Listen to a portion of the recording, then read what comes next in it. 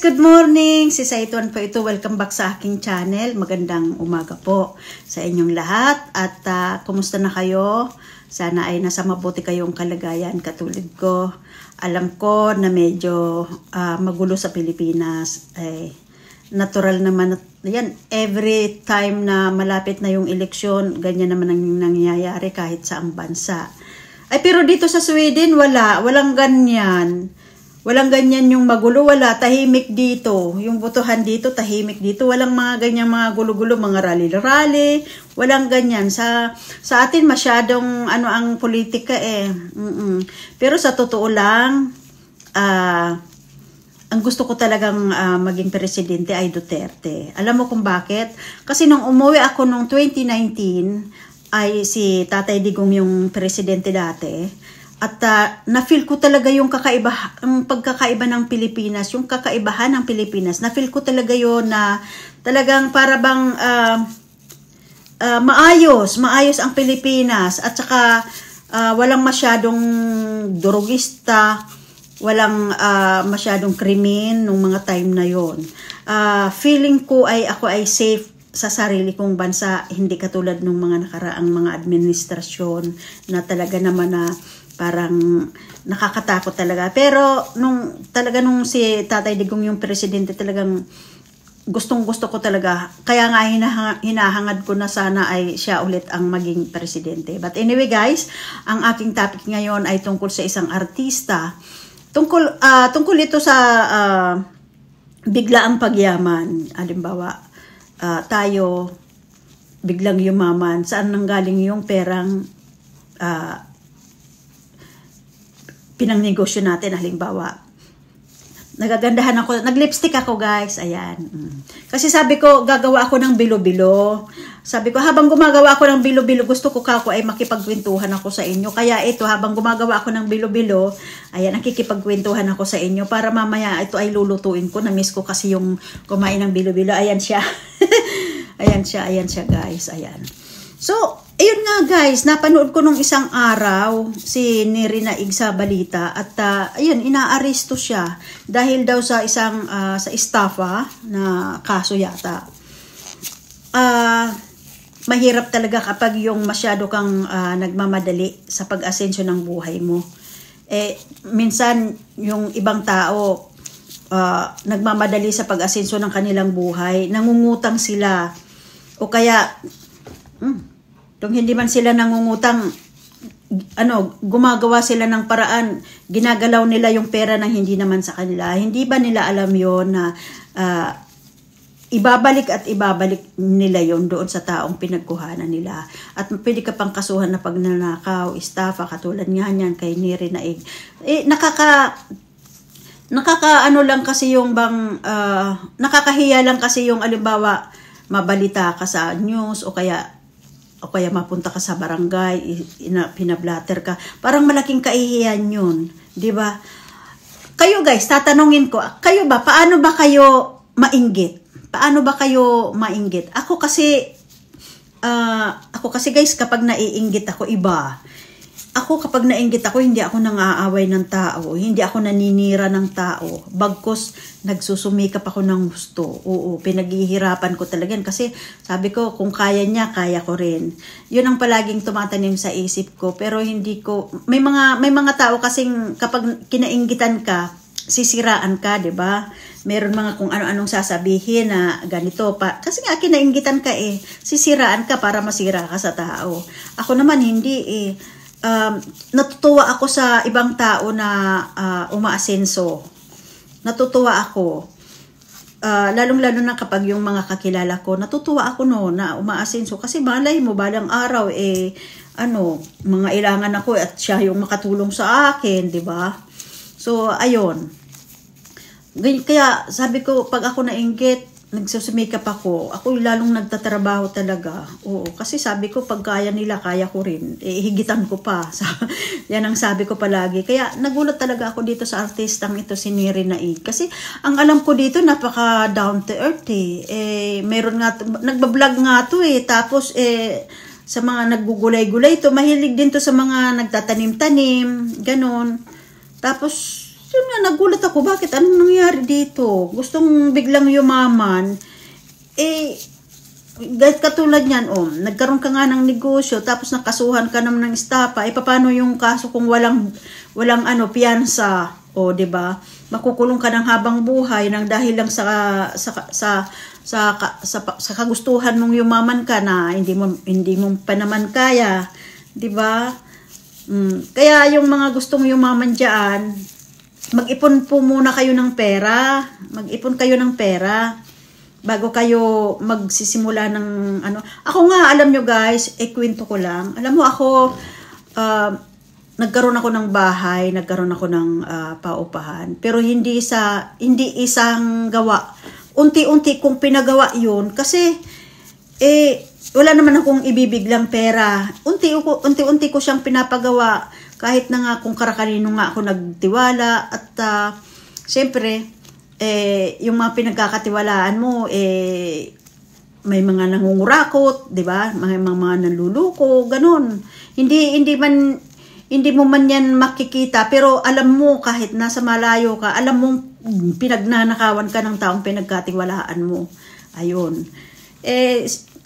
Sila naman magdadala nun kasi alam mo ako, may karma kasi yan Hindi man mangyayari sa'yo ngayon ang karma, mayroon kang mga pamilya, hindi mo alam pagdating ng araw kung anong mangyayari sa'yo. Anong pahirap nang gagawin sa'yo pagdating ng panahon. Ako, alam mo, takot ako yung bang gumalaw ng pera ng hindi akin. Takot ako sa mga ganyang bagay. Takot akong mangutang ng hindi ko kayang bayaran. Takot ako sa mga ganyang bagay, oo. Kaya, kung pwede lang,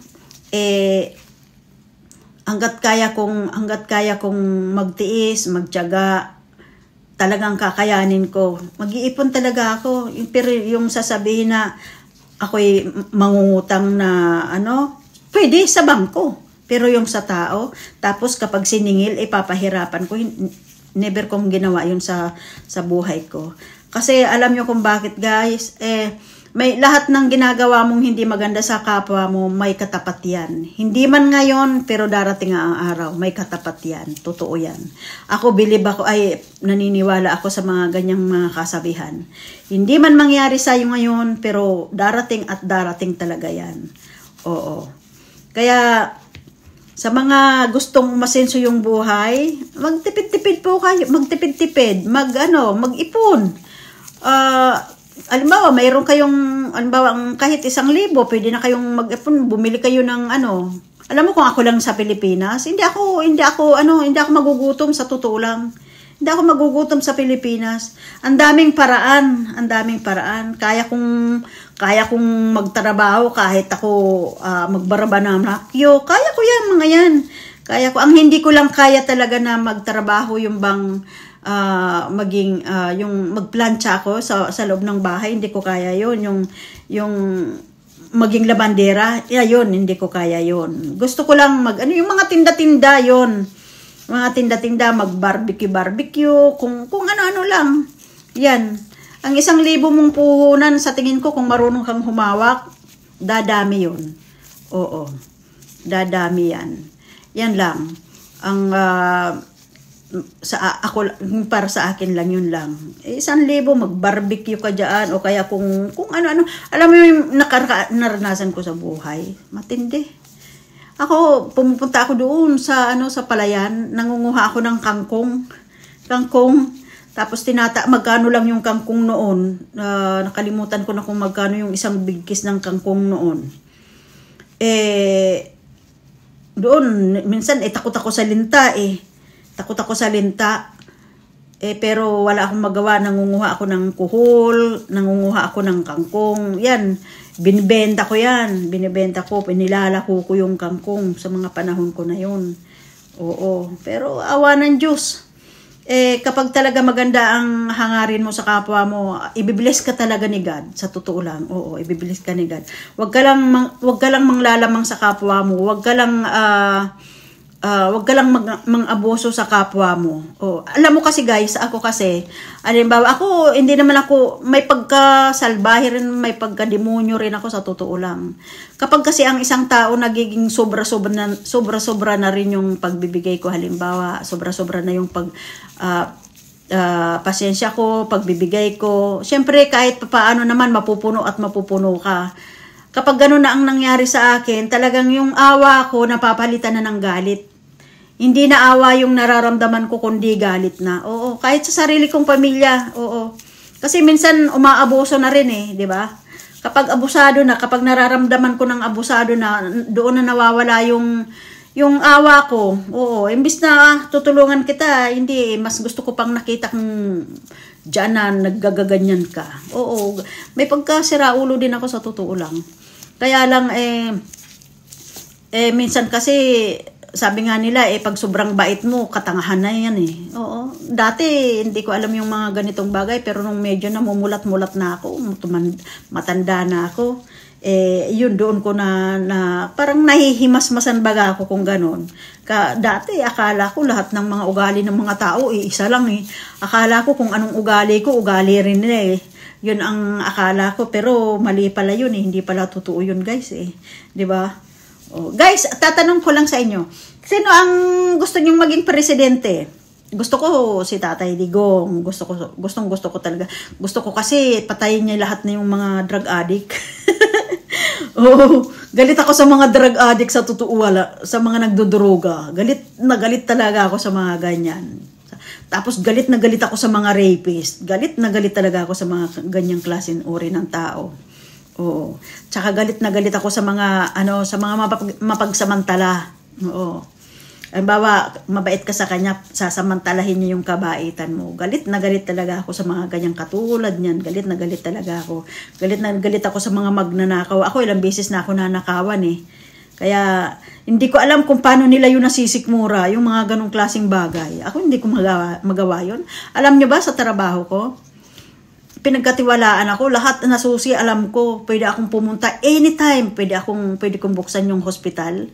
Kasi yung hospital dito may oras, may sarado, nakasarado sila, magbubukas sila ng 6:30 ng gabi at nagsasarado sila ng mga 8 ng gabi at magbubukas sila ng 6:30 ng umaga. So mayroon akong susi niyan, lahat yan, kahit saan pintuan ako dumaan, mayroon akong mga susi diyan. At sa trabaho ko, alam ko yung pinaglalagyan ng pera, yung malaking bolt doon, ang daming pera. Alam ko yung susi, alam ko kung paano buksan. Pinagkakatiwalaan kasi ako pero hindi ko magawang kahit piso, hindi ko magawang kumuha doon. Kahit nagipit ako sa buhay. Halimbawa, kailangan ko ng pera. Hindi ko talaga magawa yung kumupit ako. Kahit naman, halimbawa, kuha ako ngayon, halimbawa malapit na yung sahod ko, halimbawa mga 1 week na lang, pwede akong umutang ng walang nakakaalam. Tapos pwede ko rin ibalik. Pero hindi ko talaga magawa yun. Oo. Hindi ko talaga, takot ako sa mga ganyan. Oo. Kaya ang ginagawa ko na lang, umutang ako sa credit card ko na lang. Ayan. Mas maigi pa. Legal pa. Para hindi ako nagiging guilty. Kasi, siyempre kapag gumawa ka ng hindi maganda ka, ikaw mismo magigilty ka di ba?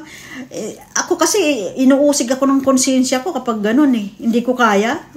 Hindi ko kaya yung mga ganun, yung manloko ng kapwa, lalo pagdating sa pera, hindi ko kaya guys, hindi ko kaya talaga. So, yun lang guys, ang ating kwentuhan at madali ko na rin matapos tong binibilog-bilog ko. So, guys, sa mga hindi pa po nakakapag-subscribe sa akin channel, please, pa-subscribe naman at pakipindot nyo po ang bell button para po ma-notified po kayo sa mga videos na i-upload ko. Maraming salamat po sa inyong lahat. Basta ako, si Duterte ang aking gustong maging presidente. So, ingat po tayong lahat at maraming salamat po ulit sa inyo. See you on my next video, guys. Bye-bye.